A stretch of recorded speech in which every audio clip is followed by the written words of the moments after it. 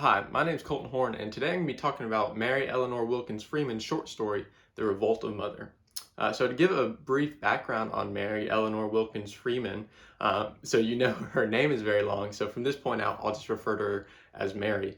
But so she was born in New England in the year 1852, specifically in Randolph, Massachusetts. She was born to a really humble family. Her father was a carpenter growing up, and her mom became a housekeeper at one point in order to pay for their bills and continue to feed her family. She grew up in a religious background, so they were Congregationalists, which kind of means that they were an offshoot of the Reformation and all the Protestants that came over from England, and they shared a lot of the Puritan beliefs in that New England area. So what that means for Congregationalists specifically is that they believe in local church autonomy. So away from the Roman Catholic belief that there's a hierarchy, but now the one church governs themselves. Hence the name Congregationalists. That the congregation is in charge of themselves. So that kind of defines their beliefs. But also another belief, Christian Protestant doctrine I want to talk about is the complementarian belief that the Congregationalists shared. So I just wanted to read a little bit on what complementarian means. So this is from a John Piper brief article that he wrote. It says, that's titled "God Created Man, Male and Female." So he begins, what complementarian means. The intention with the word complementarian is to locate our way of life between two kinds of errors. On the one side would be the abuses of women under male domination. On the other side would be the negation of gender differences where they have beautiful significance.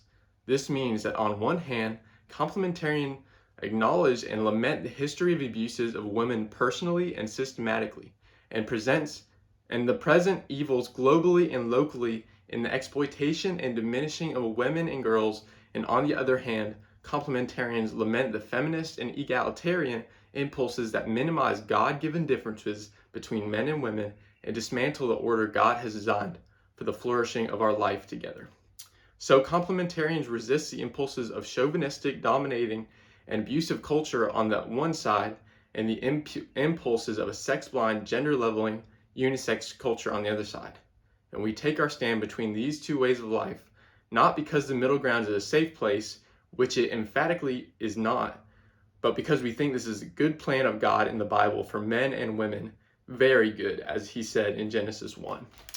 So I wanted to say that because a lot of Mary's works have themes that go to complementarianism, and if you don't understand that word, it's kind of hard to see where a lot of these viewpoints come from.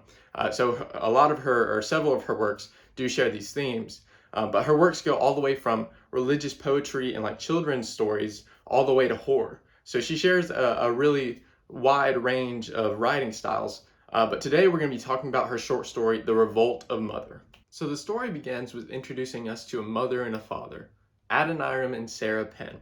And Adoniram is described as a stout man. He's more quiet. He's more of a man of action. And Sarah is introduced as a small woman, and she's very meek. It talks about, it says, the meekness had been a result of her own will, never of the will of another. And the story kind of starts off telling us about this conflict immediately. So Sarah sees people building out on their homestead, their property, and she asks Adoniram, her husband, what they were building. And Adoniram replies, they're building a barn, reluctantly. And this is a problem for the mother, for Sarah, because for the past 40 years, Adoniram, her husband, had been promising her a house. And he's built many barns, and their house has stayed the same over all these years. So on the next page, it talks about the house standing at right angles with great barns and a long reach of sheds and outbuildings was infinitesimal compared with them. So he's built all these great barns and outbuildings, and their house is still the same tiny, small house when they first got married.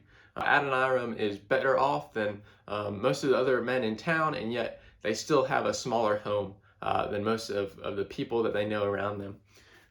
And then it goes on to tell us about their children, Sammy and Nanny Penn, and tell us about how Sarah takes care of her house. So it talks about she was a masterly keeper of her box of a house. So this tiny house that she had, she kept it so well, to like an artist. It talks about how she would continue to clean and pick up and clean dishes, and she would sweep the house, and even when she was making food, that she would get no more flour on her than her daughter when she was doing more intricate things and rolling out dough, which you would ordinarily get a lot of flour on you. So she was this master of what she did. And the story kind of continues in a couple more pages when she confronts Adoniram, her husband, and she talks about how that he lodges the dumb beasts of his farm better than his own flesh and blood.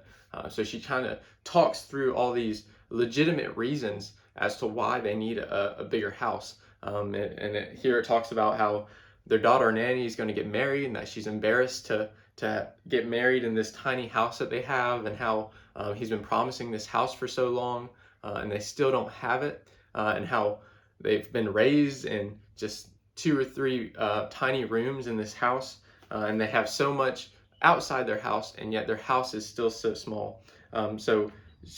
Sarah doesn't complain here, but she does lay it out plainly, she says, as to why they should have a new house, along with his promise for them to have a new house. That's her response, and yet Adoniram says, I ain't got nothing to say. That's kind of his response throughout this whole argument. I ain't got nothing to say. He continuously says that, and obviously that's frustrating for Sarah, and yet just a little while later, her daughter asks if anything's going to happen, and she says no. So she doesn't bring it up to her children. She stays with it between her and her husband. So a lot of time passes after this. So the spring kind of rolls through, and the barn is built. And it's summer now, and so the barn is completed. And it starts off with Sammy's come back from the post office, and he's received a letter, and it's calling Adoniram to go and see about a horse that he wants in Vermont. So Adoniram is called away on this business trip to go buy a horse. So obviously that leaves Sarah and the kids alone at home. And while Adoniram is telling them this, it says about Sarah, she went on clapping the rolling pin into the crust, although she was very pale and her heart beat loudly. And it kind of goes on to explain from there that this idea was forming in her head, this thought about what she could do because her husband was going to be on. And at the bottom of that page, it says, unsolicited opportunities are the guideposts of the Lord to the new roads of life. So it kind of guides you into where you're supposed to go. So she's seeing this as an opportunity from the Lord, that she has this time in his providence, that he's provided a way for her to get this new house. So she's going to take that. So this idea starts in her mind, and her husband leaves to go to Vermont to get this horse, and she begins to pack up her house. And her children are confused. She says, don't worry, it'll be okay. So she packs up her whole house and moves it into this barn. And after she moves into this barn, people come to deliver the hay and the cows, and she says, put it in the old barn. So they do it, but that spreads the word all around this town that they're in. And it kind of makes the whole town go amok because nothing ever changes in this town. So when something happens that's far off the ordinary, the town kind of goes crazy a little bit. So eventually the pastor comes to her house to talk to her, and she's very straightforward in what she says to him. She says, I believe I'm doing what's right. She says that to her pastor, who comes and kind of tries to dissuade her from doing this. But eventually the pastor leaves and says, I'm more afraid of what Adoniram will do than what the Lord will do. So I think it kind of shows that he realizes that Sarah, is doing what's right in her eyes according to what the Lord has planned for her. But he's more worried of what Adoniram will do, as they all are. So they go on preparing the house for Adoniram's return, and eventually the story kind of comes to a point where he comes home and he goes to the house and there's nothing in it. He goes to the barn and the new cows are in there. Eventually he comes to the new barn and he comes in and she's baked his favorite meal, has set everything out, and she says, "Come in, take your coat off, sit down, let's eat." And an important point I want to point out is at the end of the story when they're sitting down, she says, "Ain't you going to ask a blessing, Father?" So I think that kind of points to that she's continuing these roles that are preset. She may have revolted against them, but she's still reestablishing them as she goes back into the house. So they pray and eat their dinner, and after everything's cleaned up, they meet Sarah and Adoniram on the porch, and Adoniram begins to weep, and Sarah says, "Why are you doing this?" And he says, "I'll do anything you want. I'll put up all the partitions. I'll set the house up the way you want." And Adoniram kind of realizes at this point that he hasn't been fulfilling this role that he's supposed to. So he's crying, and he says, "I'll give you everything you want," because he realizes just how wrong he has been. And Sarah kind of rejoices inwardly, and the novel ends. So that's kind of our wrap up of this story as a whole. So I've come to the conclusion that Sarah isn't revolting against this complementarian doctrine, but she's actually revolting against her husband not keeping his role. So I kind of want to walk through and show you where I see this in the novel. So my first point is that Sarah is an expert at keeping this role. So we've already talked about that a little bit, but at the beginning of the novel, it talks about her cleaning the house like an expert, like an artist, so that nothing was left on the floor. She washed the frying pan with a conclusive air. It then goes on to talk about how after their first argument, their big argument, it says, "Miss Penn went into her bedroom. When she came out, her eyes were red. She had a roll of unbleached cotton cloth. She spread it out on the kitchen table and began cutting out some shirts for her husband." So she's just fought in this big argument with her husband over whether they'll turn the barn into a house, and she goes and makes him shirts. I don't know about you, but the first thing I would do after an argument like that would not be to start making the person I argue with shirts. But she is this expert role keeper at all these things within their house. She continues to bake them pies and food and cook and clean and take care of the cows and milk them and process the milk day after day. So it does display her expertise at this role. So my second point is that Sarah wants Adoniram to keep his role. So at the bottom of the first page it says, "A barn? You ain't gonna build a barn over there where we was going to have a house, Father." And she's wanting him to keep this role that she has in her mind of providing a shelter, a house, and a safe place for their family. She goes on to talk about while they're arguing, she says, "I want you to look at the stairs that go up to them two unfinished chambers that are all the places our son and daughter have had to sleep in all their lives." So she feels he's not keeping this role that he should be in her eyes.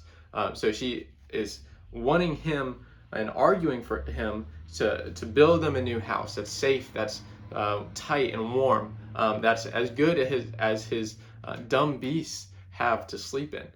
So she continues to argue for him to keep this role. Thirdly, she feels that God has provided this opportunity for her to revolt, for her to make this move into the barn and to make it their new house. We kind of talked about this earlier, but she says, "Unsolicited opportunities are the guideposts of the Lord to the new roads of life." Further on down that page, she says, "S'posen I had wrote to Hiram," she muttered once when she was in the pantry. "S'posen I had wrote and asked him if he knew of any horse, but I didn't, and father's going. Want none of my doing. It looks like a providence." So she's saying that the Lord has provided this opportunity. She thinks that that the Lord has given it, so it would be honoring to him to take this opportunity, even though it might be revolting against her husband. She feels that it is God's will for her to do this. Fourthly, the mother is revolting not against these pre-established roles, but against Adoniram not keeping up with his end of the roles.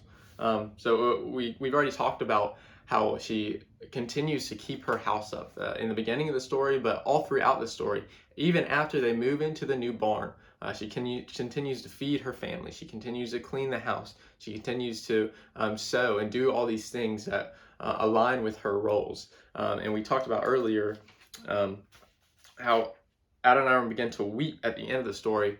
And it's because he realizes that he has not been keeping up with his end of the roles. And that's when he breaks down and says, I'll do anything you want, because I realize that these are my roles to perform, that I need to provide a place for you to live, that is warm, and that nurtures this family. And I shouldn't be providing better for my animals than I am my own family.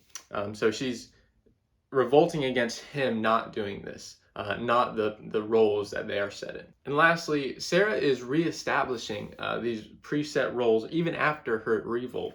So we kind of already talked about this, but in the last part of the story, it says, "Ain't you going to ask a blessing, Father?" And she cooks his favorite meal, and she asks this, and she's reestablishing these roles. She's not revolting against them. So if she was revolting against them, she wouldn't continue to do these things, to clean and to cook, but she would stop doing them if that were the case. But she is revolting against what Adoniram is doing, against him not fulfilling his end of the roles. And that's kind of my overall argument and point I'm trying to make with this story. So that's been the Revolt of Mother. Thanks for watching.